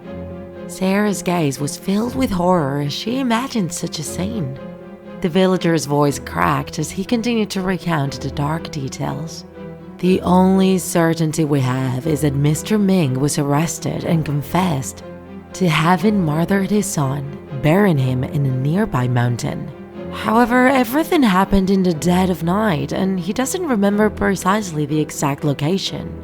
Despite an extensive search by authorities, the child's body was never found. The villager's words left her uneasy but also aroused her curiosity. The house, with its tragic history, exerted a strange attraction on her, like a mystery to be revealed. She decided to talk to the real estate agency to find out the price and see it. It had all the necessary points to choose it: good location, large, and a good price. So she didn't think about it anymore and decided to rent Mr. Ming's house. The days passed quietly for Sarah at her new job. The small village was friendly and welcoming and her job was perfect. Her partner, Amanda, became her best friend, sharing laughter and conversation as they accomplished their tasks. One day, while they were finishing their day, Amanda invited her to spend the rest of the afternoon together at her apartment. They could watch a movie, chat, and even play some music. Although she warned her that her neighbors were quite picky about noise, they had to be careful and control the volume. Sarah smiled and suggested that they go to her house. There, they wouldn't have complaints about the noise. Her friend seemed uneasy and her gaze became serious. She was a little afraid to enter that house after the rumors that were circulating in the town. But Sarah reassured her by playing it off. She assured her that these were just urban legends created to scare children. She had been installed for several days and there was nothing strange about it. Amanda still seemed reluctant, but finally agreed at her friend's insistence. When they arrived, Sarah went into her room to change her clothes and noticed that there was a big draft inside. She remembered having meticulously closed each of the windows. Suddenly, the bathroom door in her room slammed shut, making the young woman jump in fright. With unsteady steps, she approached inside and took the opportunity to clean her face with cold water. When she turned off the tap, she heard strange and mysterious knocks. A click, click that resonated without being able to determine its origin. Furthermore, a nauseating smell began to fill the air, as if something was rotting. Sarah's senses were heightened by these strange phenomena. The draft of cold air, the disturbing slam on the door, and the mysterious sounds made her shiver uncontrollably. She returned to the living room where her friend was waiting for her and explained what had happened. Amanda nodded seriously and said, "That must be the boy's spirit. Makes sense, doesn't it? His father killed him in that bathroom." Sarah remained unconvinced by the stories about the ghost boy, but the uneasy feeling persisted. After a brief silence, she decided to ask her to stay the night with her that day. Amanda didn't love the idea, but seeing that her friend was scared, she finally agreed. Upon entering the room, Amanda immediately noticed the unusual cold and draft. Suddenly, the bathroom door slammed shut, causing the two young women to simultaneously scream. Alarmed, they headed to the bathroom where the bad smell Sarah had mentioned was noticeable in the air. Although they didn't hear the mysterious noises, the heavy atmosphere and the stench of rot made it clear that something unusual was happening. They decided to spend the night in separate rooms. Sarah curled up in her bed while Amanda settled in the living room, away from the bathroom that had sparked her concern. The clock ticked slowly, and when the hands showed 4 a.m., Sarah woke up startled by the frigid air flowing under the bathroom door, even though it was firmly closed. Sarah covered herself with a blanket and got up. As she was about to touch the knob, a heartbreaking cry echoed from inside the room. She quickly headed to the living room where Amanda was resting. With her heart pounding, Sarah shared with her what had happened. She asked her friend to accompany her to the bathroom to listen to the cries that had filled the room. But Amanda resisted, regretting having given in to spending the night there. She remained firm in her belief that the boy's spirit had haunted the house since his father had killed him. She feared that angering the spirits would be a terrible thing, and she advised her to find another place to live and leave the little boy's soul in peace. However, Sarah explained the difficult economic situation she was in. She couldn't afford to look for another home. Amanda, fighting her fears and doubts, finally agreed. They both left the living room and headed to the room where the inexplicable events had occurred. When they approached the bathroom door, they heard nothing. Only the cold wind that blew under the door. Amanda looked at Sarah, who claimed that she had heard a child's cries. She tried to console her by suggesting that perhaps it had been a nightmare, but the young woman was sure of what she had heard. It had not been the fruit of her imagination. With slow steps and clasped hands, they moved fearfully towards the bathroom door, tense for what they might find behind it. Upon arrival, Sarah, driven by a mix of bravery and desperation, flung open the door and turned on the bathroom light. Amanda, covering her eyes with one hand, looked through her fingers. However, to their surprise, they found absolutely nothing and no one. Everything was in order. Amanda sighed in relief and released Sarah's hand, both of them having left nail marks due to the previous tension. In an apologetic tone, Amanda acknowledged that she had been the one who had disturbed her with the story of Mr. Ming's son, and that, in the end, it had only succeeded in frightening her and giving her nightmares. For her part, Sarah also apologized to her friend for having woken her up in vain, admitting that at that moment she had felt real fear. The two hugged each other and wished each other good night. Before going to bed, Sarah turned on the faucet and cooled her face to remove the sweat. However, her brief relief faded as soon as she heard the disturbing click, click she had heard earlier again. She quickly alerted her friend, who was still walking out the bedroom door, and informed her that the sound was ringing again. Amanda returned immediately, and Sarah motioned for her to be quiet, sealing her lips with a finger in a gesture of urgency. The two women, in complete silence, listened to the noises that filled the bathroom. Their gazes were lost in terror. And suddenly, a sudden draft slammed the bathroom door shut with such force that it got stuck, causing another wave of screams from the two young women. They began to bang on the door violently, looking for an escape route. Time passed slowly as the two tried in vain to open a door and scream for help, but there was no response from outside. The only company in the bathroom were the disturbing click-clicks and the persistent, nauseating smell that filled the air. Sarah struggled to stay calm and find an explanation for everything that was happening. With her nails broken and bloody from her desperate attempts to open the door, she was in an internal conflict. She blamed herself for putting Amanda in that situation, but at the same time, she felt relieved to not be alone in that chilling moment. Sarah's crying filled the bathroom as the cries echoed through the room again. Amanda, also gripped by terror, screamed for answers. "What do you want from us? What is our fault for everything that happened to you with your father?" Suddenly, a strange feeling came over Sarah when she noticed her friend's hair moving subtly as she sat next to the toilet. She wiped away her tears and finally asked her to move aside. Confused, Amanda asked why, but she complied with her request and moved. Sarah noticed that her hair had stopped moving.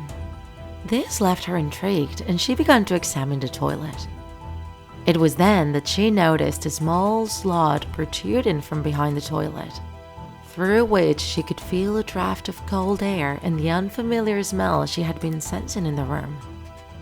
The young woman began to think and linked the air currents in the house with that hole behind the toilet. Her friend, bewildered and anxious, asked her what she was doing, and Sarah asked her to help her move the toilet. Together, they moved the toilet to the side, revealing a hole large enough for a person to squeeze through. Amanda, growing increasingly nervous, expressed her bewilderment over the presence of the hole and asked what it was, to which Sarah decisively replied, "An exit." The idea of abandoning Amanda in the bathroom and venturing alone into a dark hallway didn't sit well with her friend, who became nervous and begged her not to leave her alone. However, Sarah tried to make her understand that the only solution for both of them was for her to venture into the passage. She grabbed a box of matches from the bathroom drawer and slid through the hole. As she walked through the darkness, she had a conversation with Amanda. However, little by little, Sarah stopped hearing any sound coming from the bathroom, falling into an eerie silence. The smell became more nauseating as she went, and she began to consider turning back as the tunnel seemed to lead her nowhere. But then, the cries were heard with more intensity. Finding the fear that overwhelmed her, she decided to continue advancing on all fours, while the cries grew louder, even though she didn't seem to be any closer to an exit. In an instant, her hand found no ground and she rushed downwards through some kind of pipe. She fell into a puddle, and although most of the matches were wet, she managed to light the last one she had left. To greater horror, she realized that she was on the skeleton of a rat. She let out a terrified scream, and before she could recover, she heard more noises coming from her right. Cautiously, she followed the sounds until she suddenly spotted a moving figure in the distance. She approached it slowly, with a bruised ankle and a cut on her eyebrow from the fall in the tunnel. As she got closer, she realized the terrifying truth. The creature writhing and moaning on the floor was Mr. Ming's son, the boy who had been chained and brutally injured by his own father. The boy was still wearing the chains and shackles that had been used to bind and beat him. The boy's limp, mangled arm was infected and rotting, attached to his body for months, slowly decomposing. The horrible smell of putrefaction that Sarah had smelled was due to those macabre wounds. Mr. Ming, in his madness, had thrown the boy's body into the tunnel, believing him to be dead. However, the boy had survived in inhumane conditions, feeding on insects, rodents, and water from puddles formed by leaks from the house's pipes. That had kept him alive, although he looked like a walking skeleton. Sarah, with her heart filled with horror and tears in her eyes, finally understood the truth behind the house's mysteries. The cries that both she and the villagers had heard at night were the cries of the child seeking for help. The nauseating smell was his decomposing arm, and the mysterious click-click she had heard was produced by the little boy, hitting the pipes with his chains every time he heard someone using the faucet. He was just trying to send signals that there was someone there. Sarah looked at the boy with a mixture of compassion and sadness.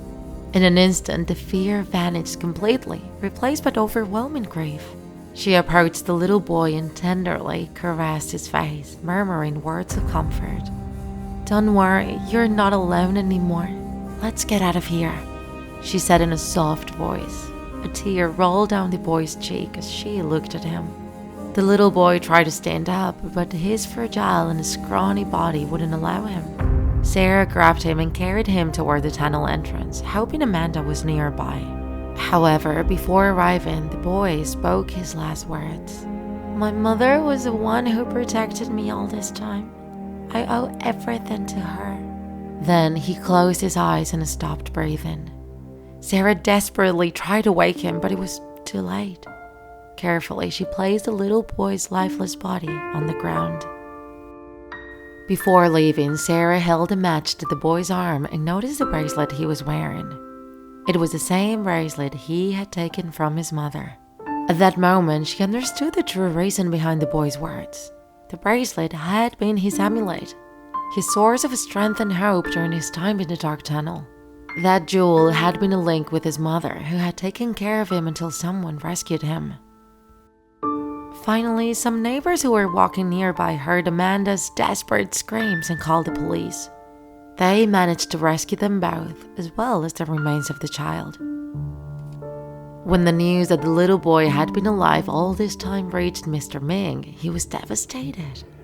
He stopped eating and slowly wasted away to the bone, dying in a last act of remorse. In his farewell letter, he expressed that what he had loved most in his life was his wife, and that he had gotten rid of the last part of her he had left, his son. He hoped that from beyond, the two of them would forgive him for the horrors he had committed.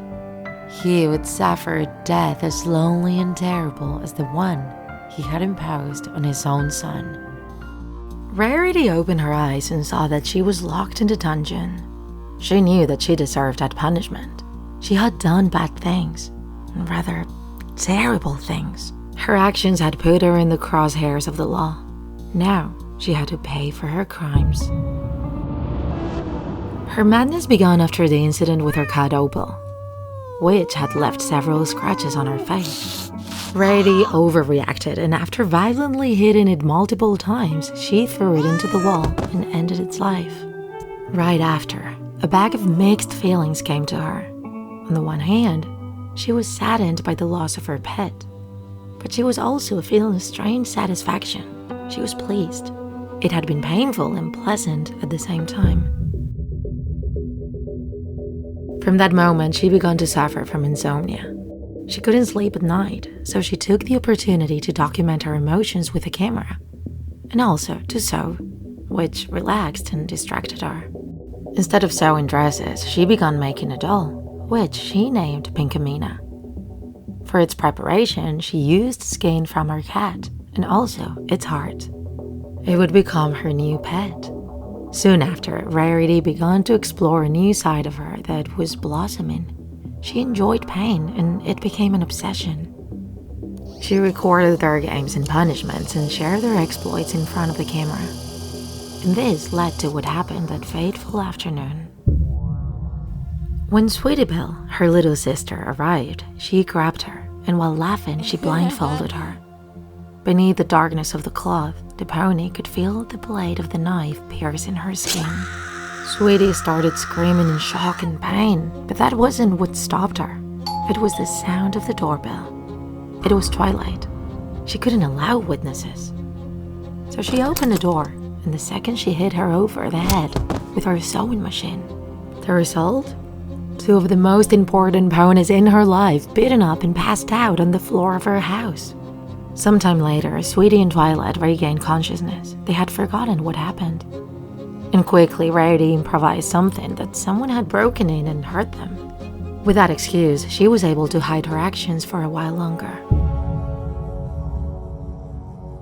She continued harming herself and other ponies until one day, Sweetie found out what she was doing on the sly.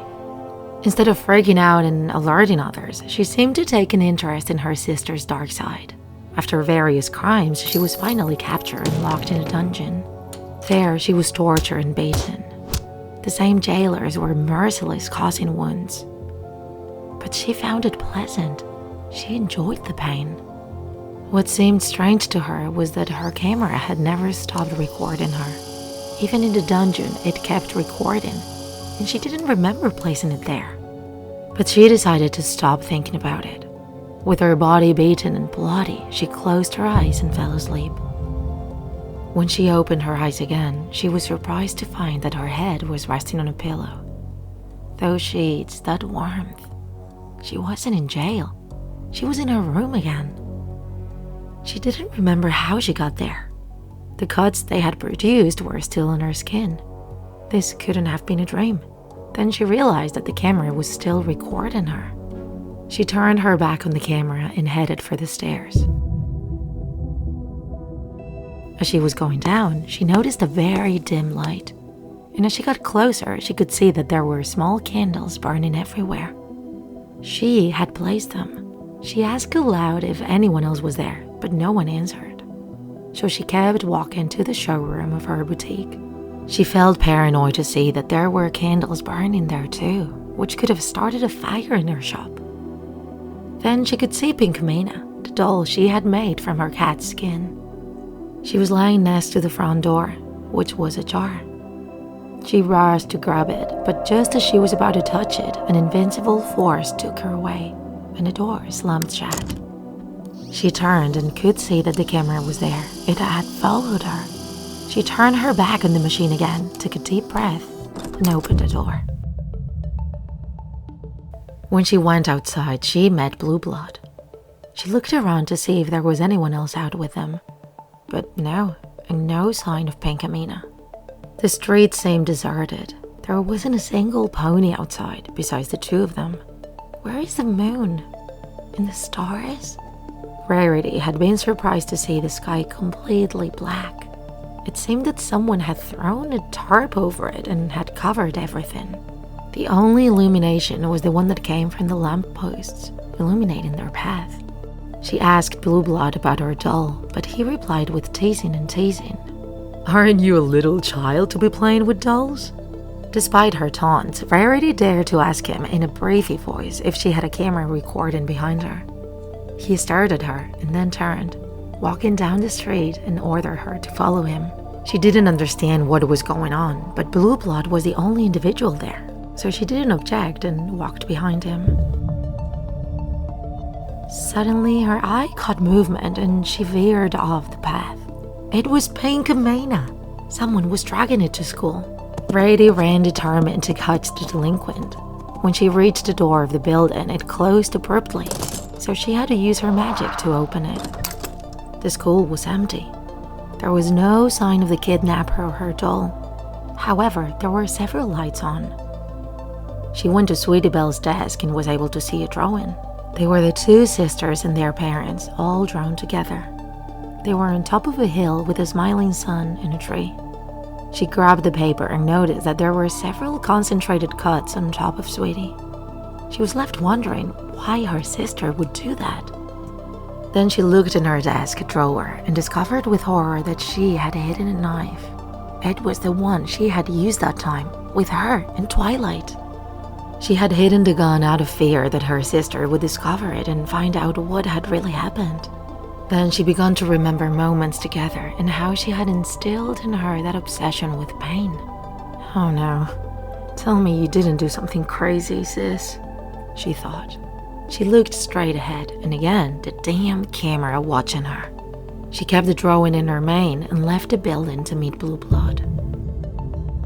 He was waiting for her outside, annoyed. As they walked, Rarity kept silent until she finally got out the carriage to speak to him. Blue Blood, I think I'm losing my mind. I have done many things that I regret. And even if it seems strange to you, I think someone has been watching me the whole time since I started doing them, and they're laughing at me. Blue Blood remained silent, and Rarity looked at the ground as they walked. Are they looking at you now? Rarity looked up, but she didn't see the camera that had been following her until then. While searching, she saw Pink Mina again, this time at the window of the spa. She walked in, and then she remembered her last meeting with Fluttershy. That day, her friend had worried about her scars, but she had managed to calm her down by telling her that she was fine. She assured her that any mark would easily fix it with her magic. But forcing your body to recover through magic will not be good for you in the long run.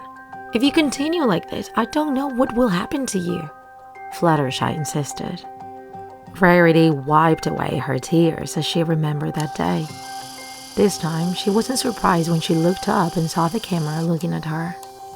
I do not regret the pleasure I felt. I just hope Fluttershy and the others understand. This is who I have become now. It sounded like she was trying to convince herself that everything was fine.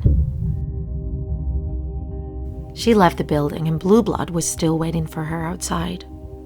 They continued on their way while she wondered in her mind. Where were the rest of the ponies?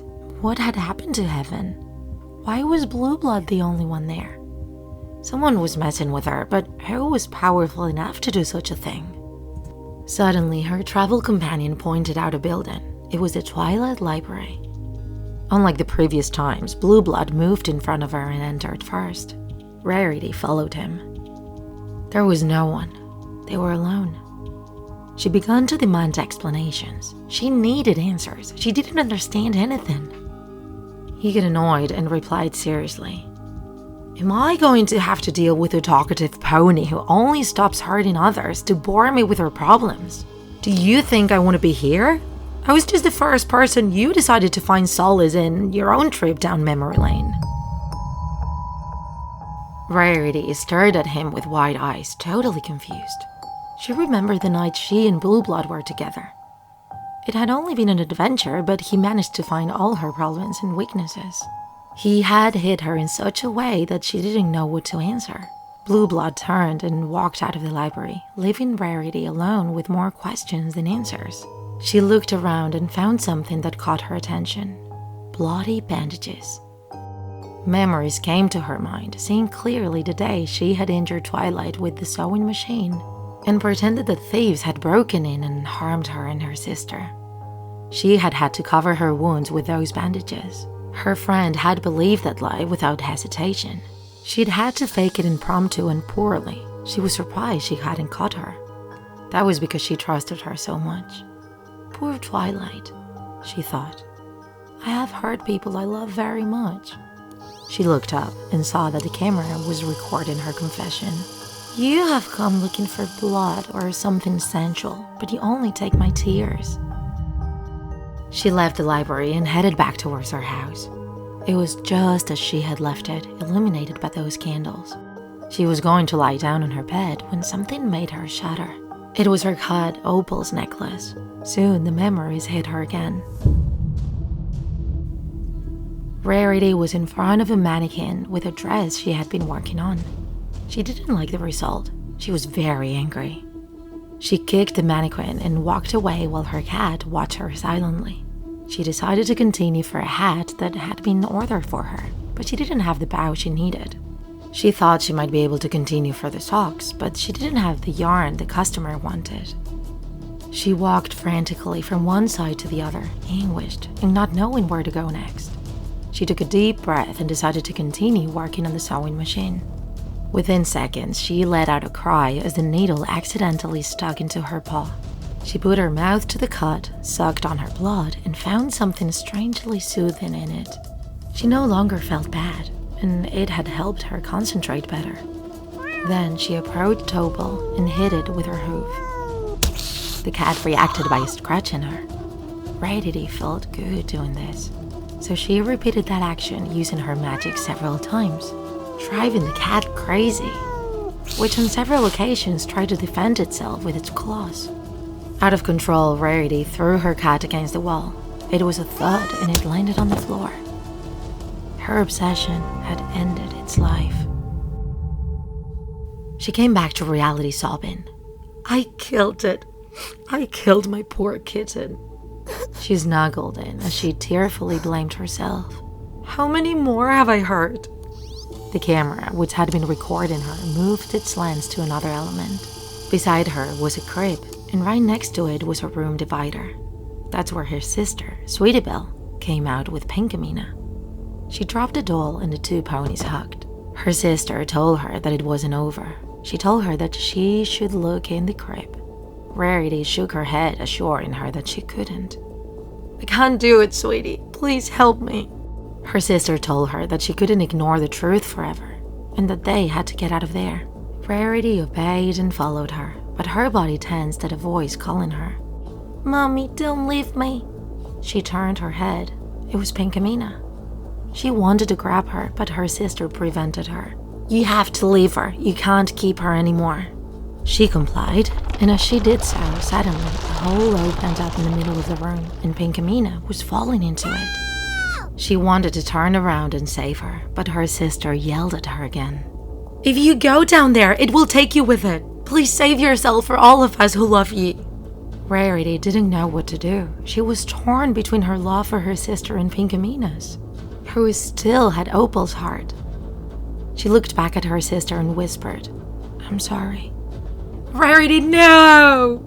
Sweetie Belle yelled, but it was too late. Rarity had launched to save Pinkamena. She grabbed the front legs of her doll and pulled with all her might. The furniture and all the objects in the room began to be sucked into the hole, but she kept holding on tightly from Pinkamena, refusing to stop fighting for her. She pulled, and with one last push, she managed to pull it out of the hole, falling to the ground and hugging her doll. Suddenly, the room was back to how it always was. The furniture hadn't moved, there was no hole, and Pinkamena was not responding. It was just a doll again. She went out looking for her sister, but she was gone and the bedroom door was closed. She tried to force it open. She yelled, but no one answered. She dropped to the ground. She reached into her long hair and pulled out a drawing of her sister that she had found at school. "Please don't leave me here, sweetie." Suddenly, everything went black. At the palace, Princess Celestia and Twilight were discussing Rarity's future. "I apologize, Twilight. I was sure we would be able to expose the root of Rarity's problems, but we have finished where we started," Celestia said.